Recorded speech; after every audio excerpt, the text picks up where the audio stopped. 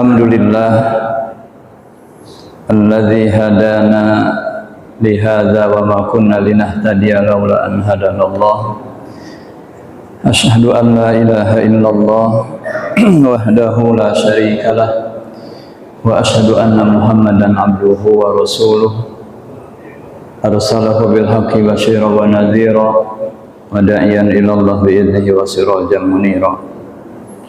Allahumma fasalli wa sallim barik ala habibina syafi'ina karimina wa maulana Muhammadin wa ala alihi wa ashabihi wa man tabi'ahum bi ihsanin ila yaumiddin. Amma ba'du, faqad qala Allah ta'ala fil Qur'anil Karim wa huwa asdaqul qailin. A'udzu billahi minasy syaithanir rajim. Bismillahirrahmanirrahim.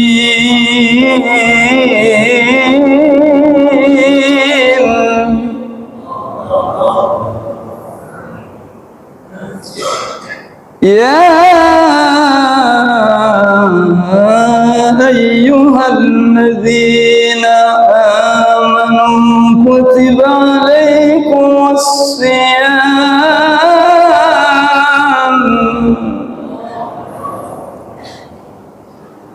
kama kutiba alal ladzina min qablikum la'allakum tattaqun. Shadaqallahul azim. Wa qala Nabi sallallahu alaihi wa alihi wasallam,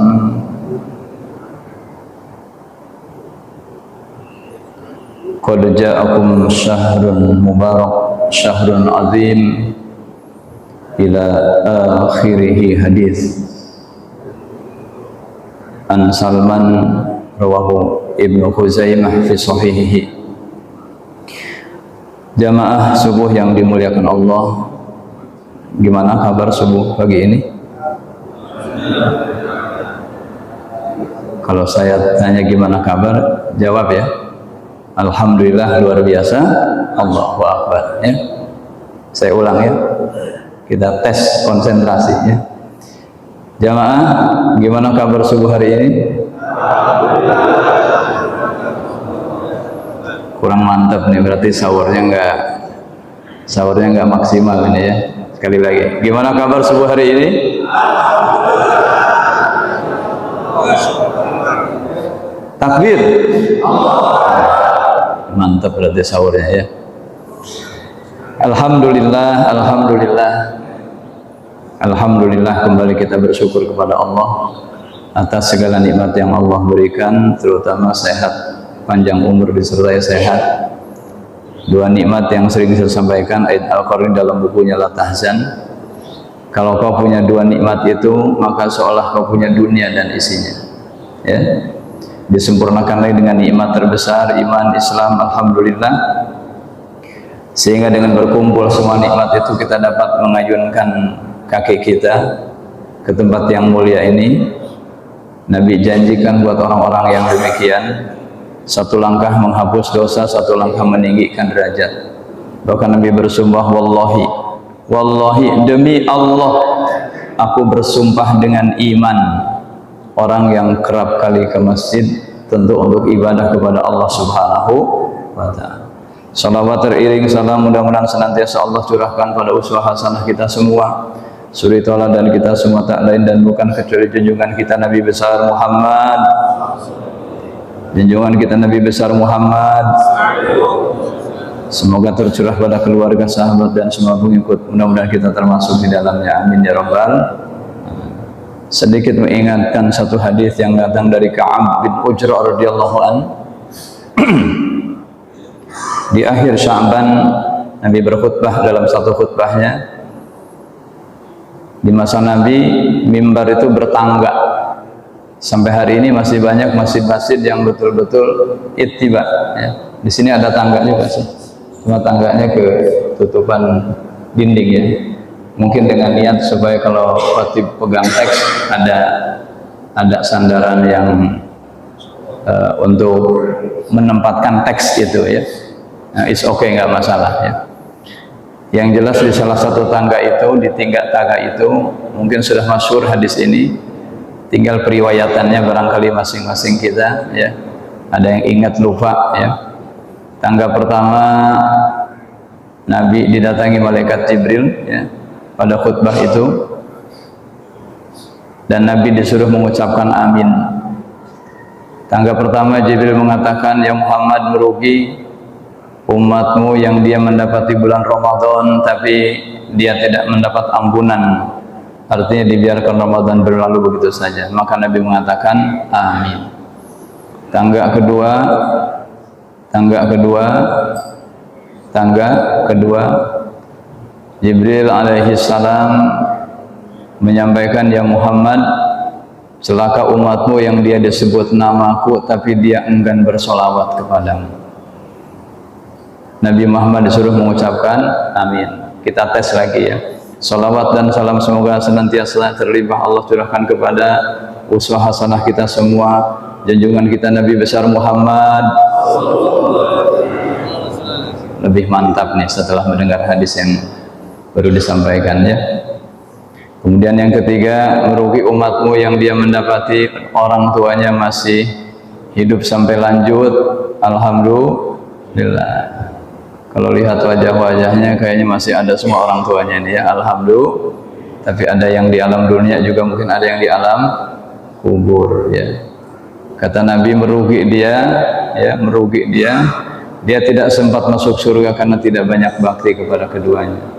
Dan bakti kepada kedua orang tua tidak hanya ketika orang tua masih hidup, sampai dia sudah meninggal dunia pun ada bakti. Jangan mentang-mentang merasa kita udah orang tua, kita lupa kepada orang tua kita sendiri ya. Jangan sampai lupa kepada kedua orang tua kita sendiri. Kita juga anak dari orang tua kita ya. Maka yang pertama tentu kita banyak mendoakan terus-menerus ya. Yang kedua, kita bersedekah untuknya. Kita ingat nasihat-nasihatnya ya. Dan kita ziarah ya, ziarah itu perintah jamaah ya. Memang dulu di masa Nabi, kuntu nahaitukum an ziyaratil kubur fazuruha. Nah, ini hadisnya. Jadi dulu kami larang berziarah kamu karena mungkin keimananmu masih lemah ya.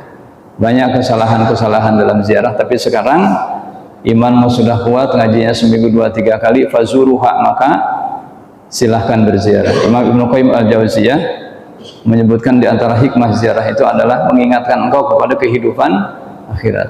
Yang perlu ditekankan adalah kalimat terakhirnya ya. Kalau ke ziarah kubur apa yang kita doa? Assalamu alaikum wa inna insyaallah bikum. Nah, itu yang penting. Keselamatan wahai engkau ahli kubur, kaum muslimin dan muslimat, insyaallah kami akan nyusul ya. Ini semua sudah pada pegang antrian kan? Ada nomor antriannya? Nah, kita tidak tahu ya. Untung saja nomor antrian bukan berdasarkan abjad ya. Kalau abjad AA saya duluan ya. Kalau berdasarkan NA anak duluan ya. Tapi tidak pakai abjad ya. Semuanya adalah kehendak Allah Subhanahu. Kita tidak tahu urutan keberapa. Mudah-mudahan hadir kita di majelis yang mulia ini dalam rangka persiapan kita, mempersiapkan kita. Mana kalau Allah panggil kita, amin ya rabbal alamin.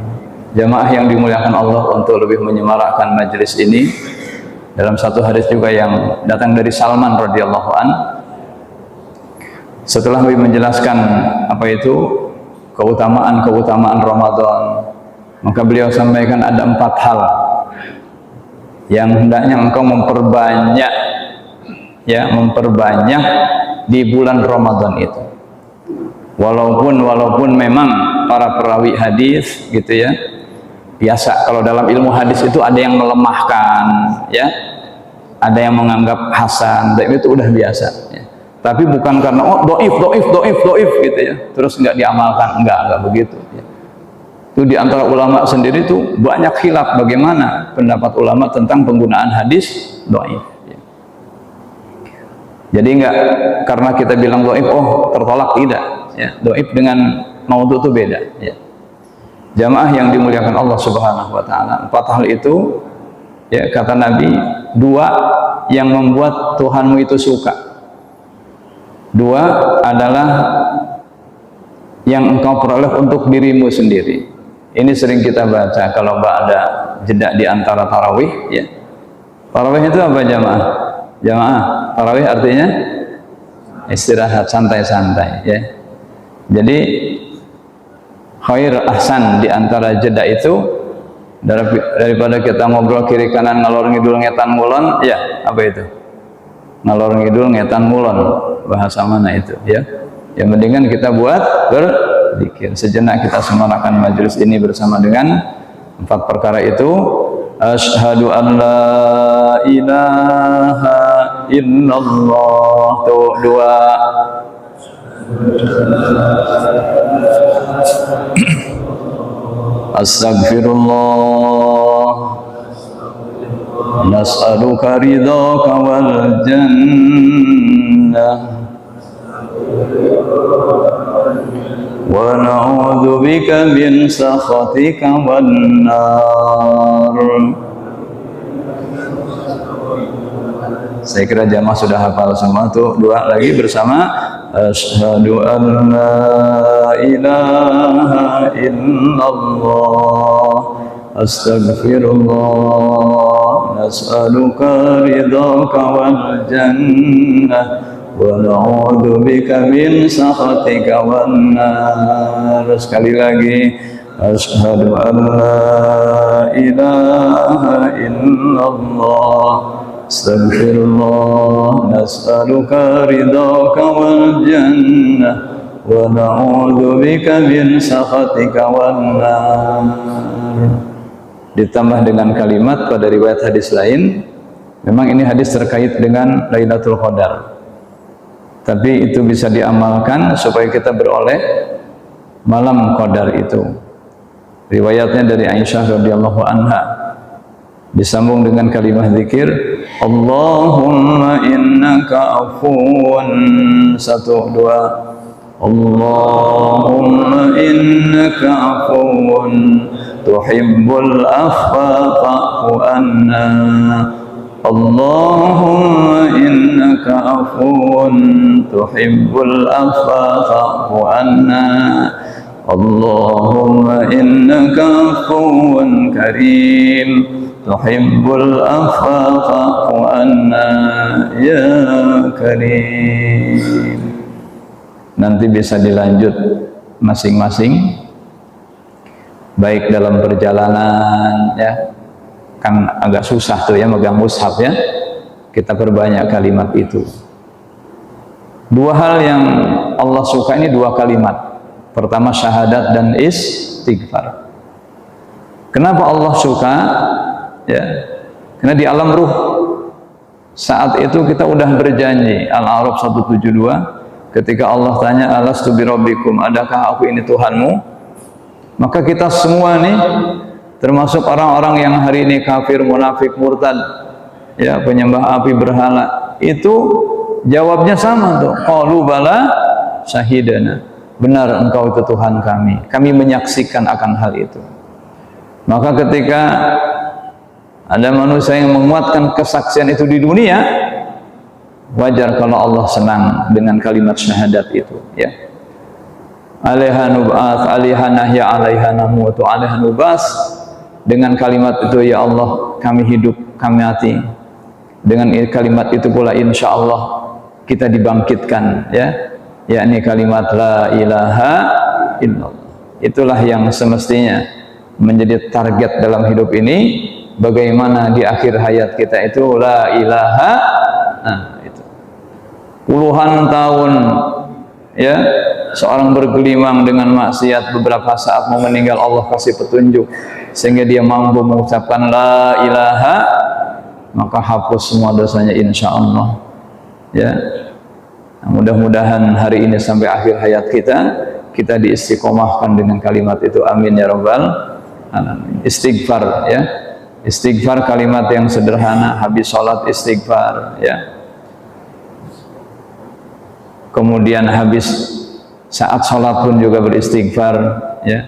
Ini juga menunjukkan kerendahan kita kepada Allah Subhanahu wa ta'ala. Jamaah yang dimuliakan Allah Subhanahu wa ta'ala, tadi pembawa acara menyampaikan sirah nabawi ya. Jamaah yang dimuliakan Allah Subhanahu wa taala, ayat yang saya baca tadi itu mengandung nilai sirah. Bahkan setiap kali kita membaca suratul Fatihah itu juga ada nilai sejarah.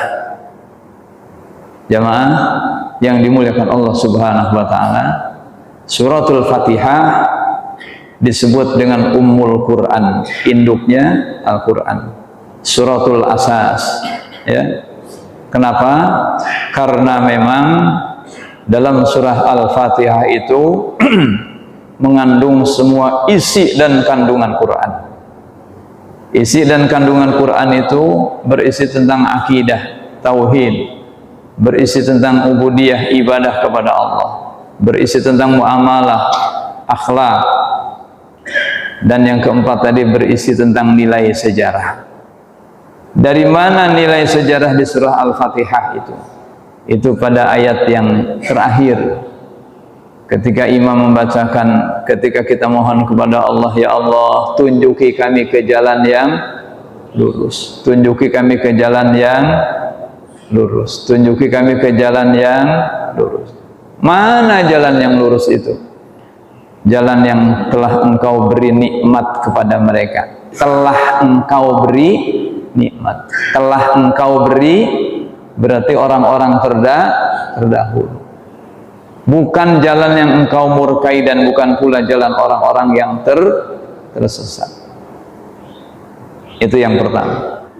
Yang kedua, bahwa nilai sejarah, aspek sejarah itu ada dalam satu ayat yang saya baca tadi, Al-Baqarah 183 tadi ya.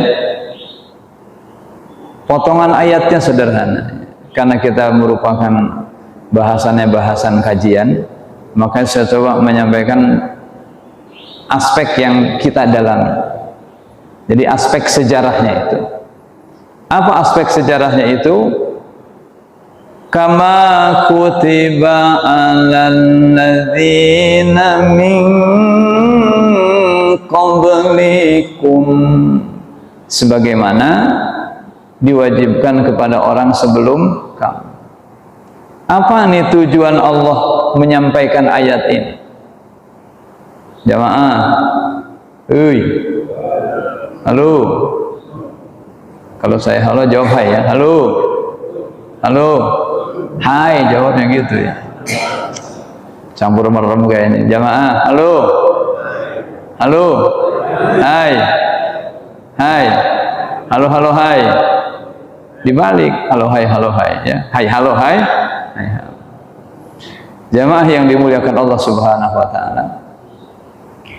Untuk apa nih Allah menyebutkan ya sebagaimana diwajibkan kepada orang sebelum kamu, supaya puasa kita tuh kita nggak merasa beban. Kalau bahasa apa itu, bahasa anak-anak gaul kita, biasa aja kali keles gitu ya, biasa aja keles gitu ya, nggak usah lebay gitu ya. Anak sekarang nih bahasanya ya, lo puasa tuh ya bukan baru lo doang yang diperintahin, orang-orang zaman dulu juga udah puasa, jadi biasa aja gitu ya, nggak usah kelihatan lemes-lemes banget gitu. Halo, halo. Ya biasa aja gitu ya, gitu. Memang penyakit luar biasa ini, penyakit puasa ini nikmat banget yang namanya tidur ya. Kadang suka salah memahami hadis ini nih, saya kurang tahu juga derajatnya ya. Puasa apa, tidurnya orang puasa ibadah. Awas jangan dipegang teguh dalil ini ya, nanti bisa salah tempat ya, jadi musibah nanti ya. Jangan berkendaraan tidur, musibah kan gitu ya. Lagi taklim kajian ya, memang sih datang paling awal, tapi tidurnya juga paling awal ya gitu. Jamaah yang dimuliakan Allah, kembali kepada ayat itu, kama kutiba alal ladzina min qablikum la'allakum tattaqun. Jamaah yang dimuliakan Allah, rupanya ya bukan saja alladzina min qablikum, tapi makhluk Allah yang lain pun sudah memberi contoh puasa. Siapa itu makhluk Allah yang lain itu? Pertama malaikat. Malaikat itu jamaah ya. Ini masuk bab tauhid sebenarnya ya. Jadi kalau bicara rukun iman jamaah, rukun iman ada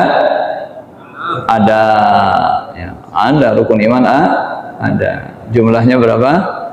Nah, iman kepada malaikat rukun iman yang kedua. Dalam kitab yang sederhana itu Aqidatul Awam, itu dasar banget kitab tauhid itu. Nah jamaah, malaikat itu sampai sekarang dia puasa terus. Dia tidak makan, tidak minum, full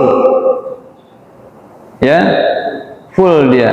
Untuk apa? Hanya pengabdian dia kepada Allah Subhanahu wa ta'ala dengan tugasnya masing-masing. Termasuk ada malaikat yang ditugaskan, yang dia punya kerjaan mencari majlis-majlis zikir. Jadi kalau jumlah jamaah ini sekarang bisa dihitung, tapi malaikat itu nggak bisa dihitung. Dia terus hadir dari majlis ini sampai ke arasy Allah Subhanahu wa ta'ala. Itu makhluk Allah yang pertama yang dia puasa terus menerus. Yang kedua hewan. Jadi ada beberapa hewan yang juga memang puasa. Yang pertama adalah ulat. Jadi ulat ini jamaah sebelum dia berubah jadi kupu-kupu yang indah, ulat itu puasa total di dalam kepompong tanpa makan dan minum. Ia mengalami perubahan bentuk yang disebut dengan metamorfosis yang dahsyat. Maka setelah puasa dia menjadi kupu-kupu yang indah. Masya Allah, subhanallah. Ini kalau kita mempelajari ya, mempelajari puasanya hewan saja, itu tidak ada alasan seseorang untuk tidak berpuasa. Yang kedua ular. Ular itu kalau mengganti kulitnya ya, itu biasa dia berpuasa dalam waktu tertentu. Setelah kulit lamanya kelupas, usai puasa dia menjadi lebih segar dan gesit ya. Demikian juga ayam betina, ketika dia mengerami telurnya, maka ayam betina itu hampir tidak makan dan minum demi menjaga suhu telur. Jadi supaya suhu telurnya pas itu ya, dia puasa. Kalau enggak, ini telurnya enggak netas-netas ya, beruang ya, dan makhluk-makhluk Allah yang lainnya ya. Jamaah yang dimuliakan Allah Subhanahu wa ta'ala, sekarang kita masuk kepada sejarah puasa. Hadirin yang dimuliakan Allah Subhanahu wa ta'ala, ternyata nih jamaah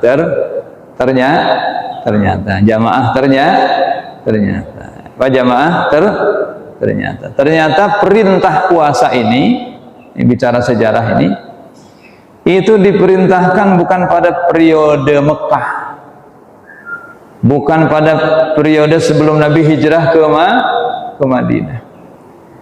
Tapi perintah puasa ini Allah perintahkan setelah Nabi hijrah ke Madinah. Baik. Namun sebelum kita membahas sejarah puasa pada masa Nabi, rupanya nabi-nabi terdahulu pun dia banyak yang melakukan puasa. Pertama kita mulai dari Nabi Adam alaihis salam. Itu ada riwayat menyebutkan bahwa beliau itu puasa 3 hari setiap bulan, yang sekarang itu menjadi puasa sunnah bagi kita. Apa namanya? Ayyamul bid. Kalau saya lihat wajah-wajah jamaahnya kayak ahli puasa semua ini ya.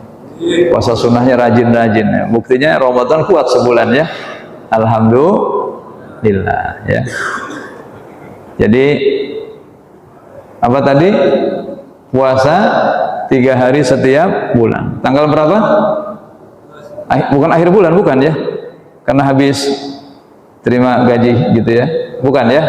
pertengahan ya, 13, 14, 15 ya, bulan Komariah atau tahunnya tahun Hijriah. Nabi siapa lagi yang berpuasa? Nabi Nuh ketika keluar dari bahtera setelah banjir besar, sebagai bentuk syukur kepada Allah dia puasa.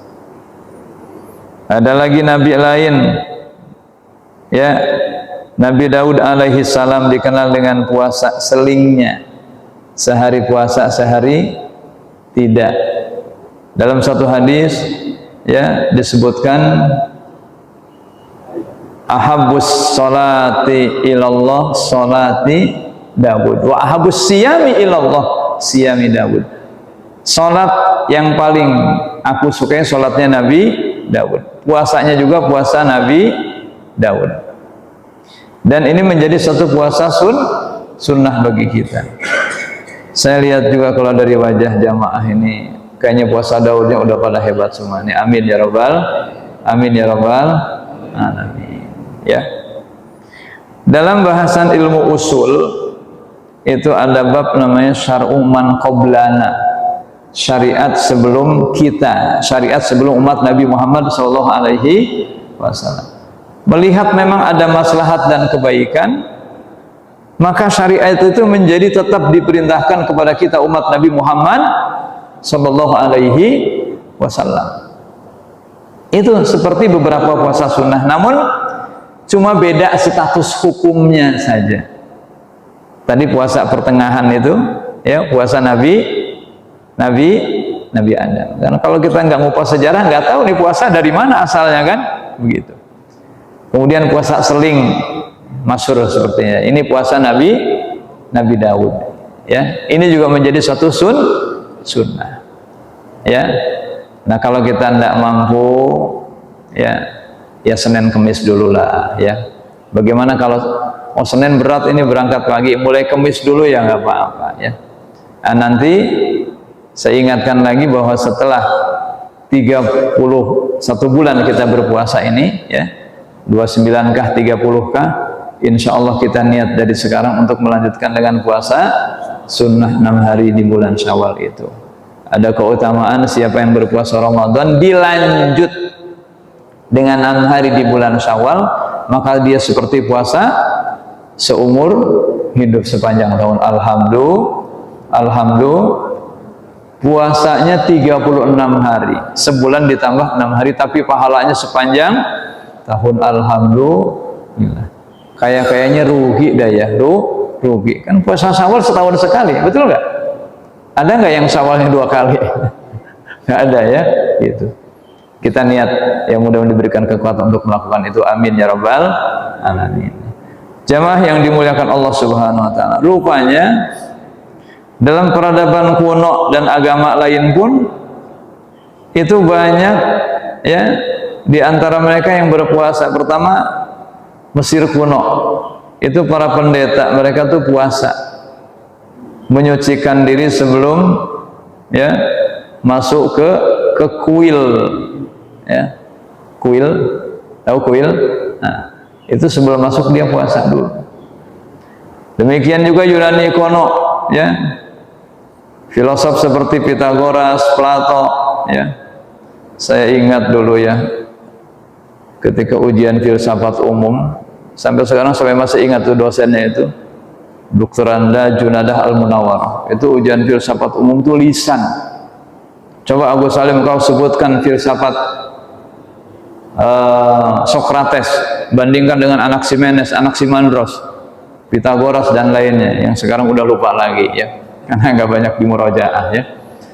Jamaah yang dimuliakan Allah, ini Pitagoras dan Plato juga melakukan puasa. Apa tujuannya? Untuk mempertajam intelektual dan kejernihan berpikir. Masya Allah ya.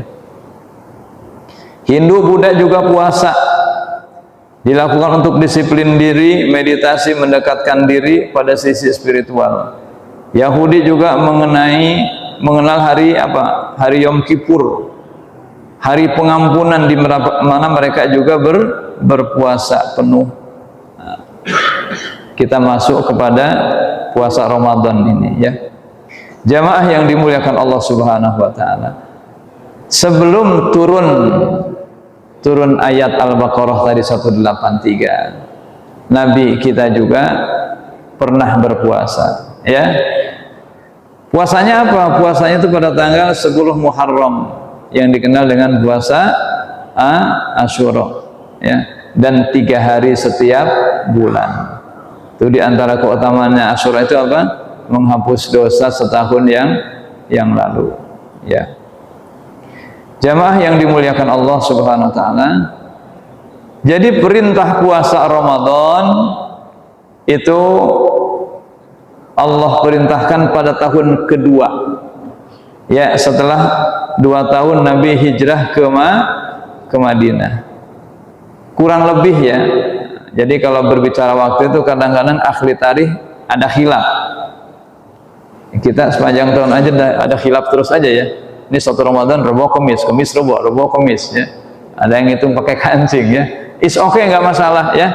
Nggak usah merasa oh yang benar Rebo, yang sahih Kamis itu kurang akurat, nggak usah, ya. Udah selesai itu, ya, gitu. Jamaah yang dimuliakan Allah Subhanahu wa taala, ya. Jadi ini sedikit kita mengambil hikmah. Kenapa itu perintah puasa diperintahkan oleh Allah setelah Nabi hijrah ke Madinah, ya. Pertama, kalau kita pahami kitab ayat itu adalah wahai orang-orang yang beriman. Kan harapannya itu, jamaah, halo,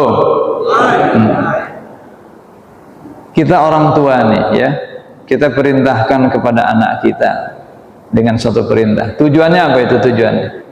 Supaya yang kita perintahkan itu anak mau melakukan. Kalau perlu, ya, satu perintah aja udah anak langsung, kita nggak usah nyuruh-nyuruh lagi. Nyuruh apa? Nyuruh sholat lah misalnya. Subuh sholat. Bangunlah hari itu, ya, saat itu bangun. Tapi besok kita ngebangunin lagi tuh, ya. Nah, sholat gitu, ya. Besok dan seterusnya, ya.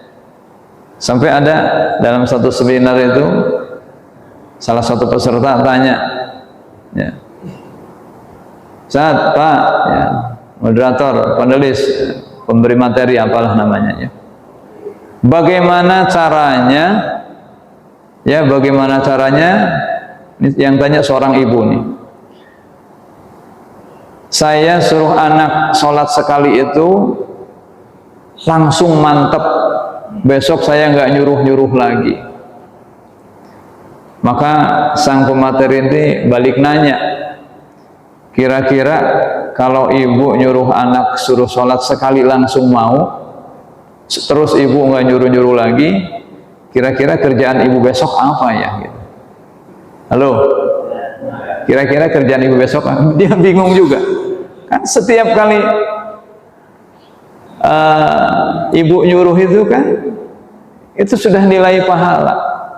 Barulah tuh sang pembawa materi menyampaikan satu ayat, wa'mur ahlaka bis-sholati wastabir 'alaiha. Suruhlah ahlimu, keluargamu mengerjakan sholat dan sabarlah engkau dalam mengerjakan. Iya, jadi sekali, 2 kali, ya, sabar, ya, gitu. Mungkin sekali belum mau, 2, 3 kali dan seterusnya sampai dikuatkan dengan Rabbi ja'alni muqimas shalah wa min dzurriyyati, jadikan aku dan keturunanku orang yang menegakkan salat. Baik jamaah yang dimuliakan Allah, maka demikian juga atasan kepada bawahan memberikan perintah, maka tujuannya satu, bagaimana yang mendapatkan perintah itu mau melakukan. Maka demikian perintah Allah Subhanahu wa taala untuk berpuasa setelah periode keimanan itu enggak tanggung-tanggung loh jamaah, enggak tanggung. Itu 13 tahun. Wow, 13 tahun. Itu periodenya periode keimanan, itu keimanan terus, ya. Nabi dan sahabatnya 13 tahun itu Dia dengan satu kalimat dakwah, ayuhan nas qulu la ilaha illallah tuflih. Hai manusia, ucapkan olehmu la ilaha, kamu akan bahagia, kamu akan beruntung. Coba kita ucapkan la ilaha illallah. Tuh, dua. La ilaha illallah. Sekali lagi, la ilaha illallah. Tarik nafas. La ilaha illallah. Gimana? Sudah merasakan? Ada kebahagiaan? Alhamdulillah. Ini sempat ditanyakan juga, ya. Kenapa kok saya sudah mengucapkan kalimat ini masih? Nah, berarti ada sesuatu yang salah, ya. Mungkin dari keikhlasannya, ya, dari keistiqomahannya, termasuk apa? Keilmuan kita tentang la ilaha illallah. Maka ketika kita mengucapkan la ilaha illallah, ada perintah fa'lam annahu la ilaha, maka ketahuilah. Ditafsirkan maka ilmuilah, ya. Itu yang namanya la ilaha illallah. 13 tahun ya. Barulah itu perintah. Dan banyak semua perintah-perintah Allah diturunkan setelah Nabi hijrah ke Madinah. Maka semua perintah yang barangkali secara apa itu, secara kasat mata itu jamaah itu berat loh. Ya, orang belakang buset dah, ya. Buju kuning gitu ya. Sebulan puasa ya. Gua yang hari-hari biasa makan nasi uduk semur jengkol, wah, buset dah. Mohon maaf kalau ada orang Betawi di sini asli, ya. Saya kira ini pengecualian, ya. 30 hari ya, maka nggak sedikit juga, ya.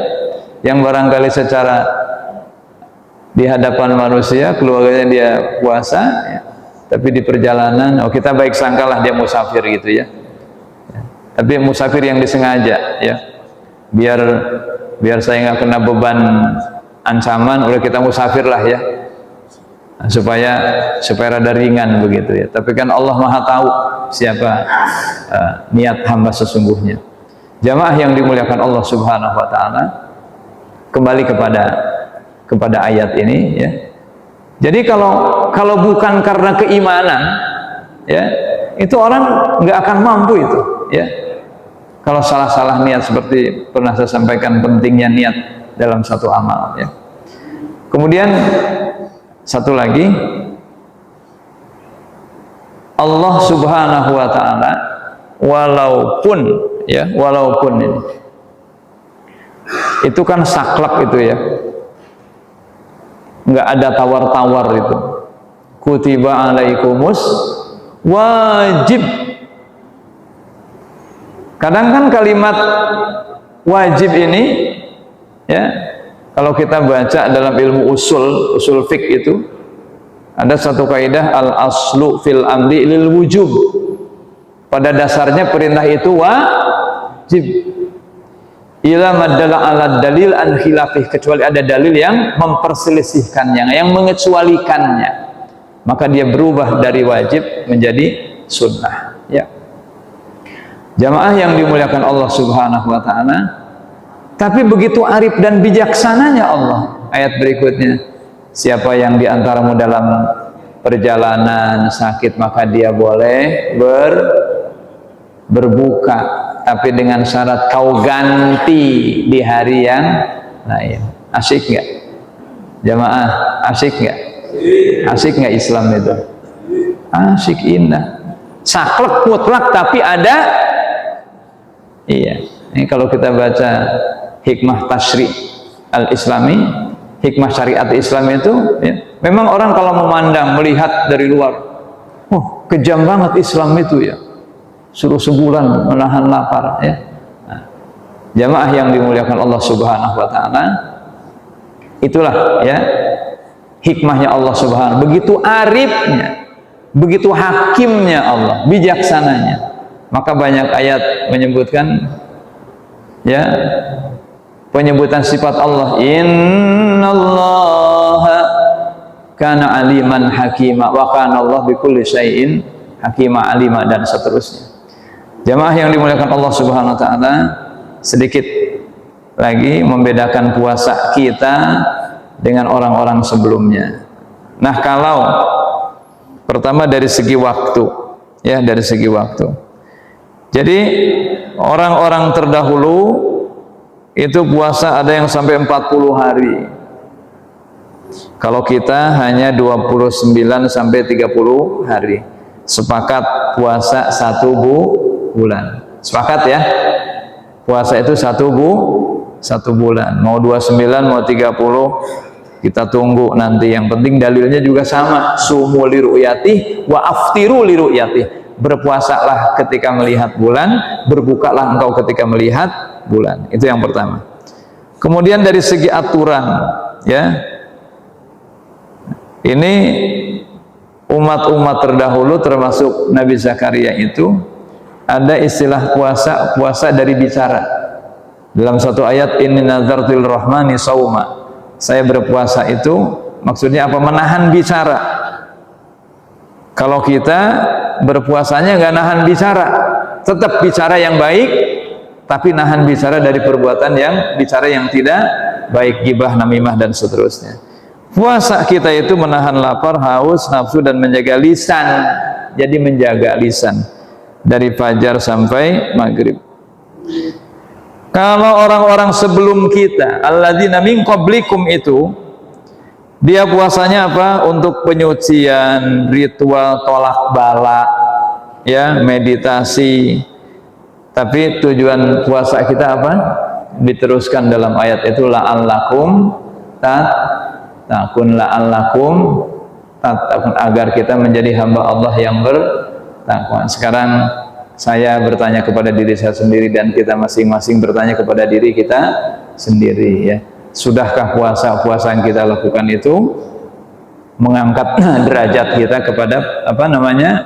Derajat muttaqin la'allakum tattaqun. Jamaah yang dimuliakan Allah, memang sekali lagi bicara tattaqun ini punya aspek yang luas. Tinggal kita mau melihat dari sosok segi apa, ubudiyah kita kepada Allah, ya.